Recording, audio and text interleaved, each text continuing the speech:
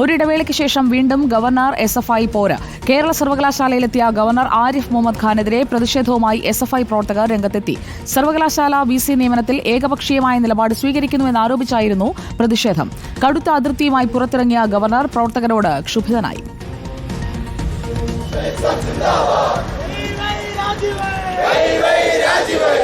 കേരള സർവകലാശാല സെനറ്റ് ഹാളിൽ ഗവർണർ പങ്കെടുക്കുന്ന സംസ്കൃത സെമിനാർ.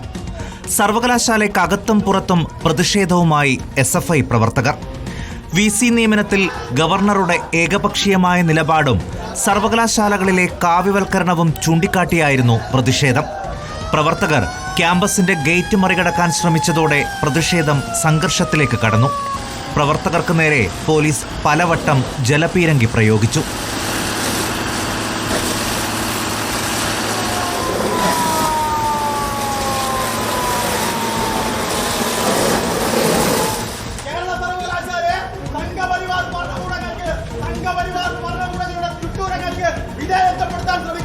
ഗവർണർക്കെതിരെയും VC-ക്കെതിരെയും ഞങ്ങളൊന്ന് തീരുമാനിച്ചാൽ ഇരിക്കുന്നിടത്തേക്ക് സമരം ചെയ്യാനുള്ള ശേഷി. ക്യാമ്പസിനുള്ളിൽ കടന്ന പ്രവർത്തകർ സെനറ്റ് ഹാളിനകത്തേക്ക് കടക്കും എന്നായതോടെ പോലീസ് വാതിലുകളും ജനലുകളും പൂട്ടി. കനത്ത പോലീസ് സുരക്ഷയിലായിരുന്നു സർവകലാശാല.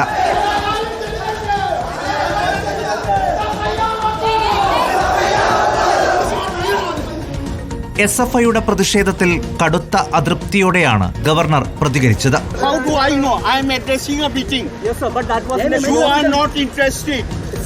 Please listen to me now. You have asked the question. You are not interested in an academic seminar. The number of people who are attending. You are always interested in disruptive activities. ഗവർണർക്കെതിരായ പ്രതിഷേധത്തിന്റെ ഭാഗമായി ഇടത് syndicate അംഗങ്ങൾ ഇന്ന് സർവകലാശാലയിലെ പരിപാടി ബഹിഷ്കരിച്ചിരുന്നു. Reporter, Thiruvananthapuram.